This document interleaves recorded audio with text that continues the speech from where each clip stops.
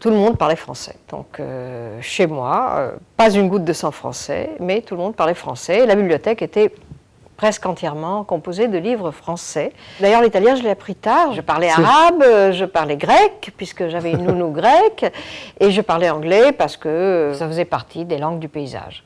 Quand on n'a pas une patrie, eh ben, peut-être que biologiquement, on en cherche une. Moi, c'est la langue française. Et la France est un pays qui aime sa propre littérature, qui la pousse, qui l'encourage, qui l'achète. Un soir, Roger Grenier m'invite avec des écrivains, des auteurs, des amis chez lui. À côté de moi, il y avait Gay-Lussac, neveu de Mauriac, et qui me dit, vous savez, Gallimard, c'est fini. Vous savez qu'ils ont mis à la tête de la NRF, ils ont mis une Italienne. Je lui ai dit, écoutez, mais l'Italienne, c'est moi. J'ai eu affaire aux plus grands, Solers, Modiano, Le Clésio, Kundera. Je ne pense pas qu'on puisse, ni doive être interventionniste avec un grand auteur. C'est autre chose qu'on doit apporter, un regard, un appui.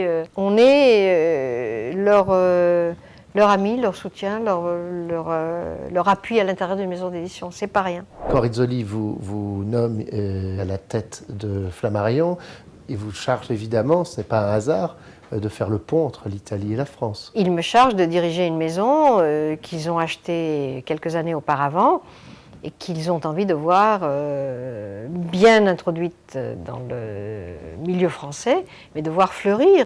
On construit un catalogue en disant non. C'est un peu le travail du sculpteur qui enlève la gangue extérieure, ce qu'il croit être la gangue, hein, puisque notre métier est un métier d'erreur. On se trompe tout le temps. La transparence qu'apportent même les outils informatiques qui est à la disposition de tout le monde est à la fois une force et une angoisse. C'est une visibilité telle qu'elle vous oblige à une lucidité qui peut être cruelle. Vous apercevez que des choses que vous pensiez au fond pas mal par habitude, eh ben, elles doivent être repensées depuis le début. Avant, l'éditeur était par définition un avare qui affamait ses auteurs. Maintenant, il est par définition un prodigue si bête qu'il va aller droit dans le mur et qui va faire de très mauvais bilans. N'y aurait-il que des maisons françaises qui se vendent à des groupes étrangers? Je trouverais que ce serait dommage. Mais il y a aussi l'achat de la part d'achète de maisons américaines, etc. Si le mouvement n'est pas uniquement dans un sens, je ne trouve pas que ce soit dangereux. La best-sellerisation imposée qui vient plus des systèmes de diffusion et de distribution que du goût français, et ça, je crois qu'il est impossible d'y résister. Il ne faut pas faire la grimace devant les best-sellers. Ils sont les bienvenus, il faut les chercher, il faut les accompagner, et il faut faire autre chose aussi. Il y a des auteurs, pour eux, l'agent, c'est tout. Il fait tout. Il fait leur déclaration d'impôt, il s'occupe de leur divorce, etc., etc. J'ai fait ça pour des auteurs, parfaitement, j'aime ça. Mais ça dépend de l'auteur. Vous pouvez préférer un avocat, un agent, voilà, vous faites ce que vous voulez.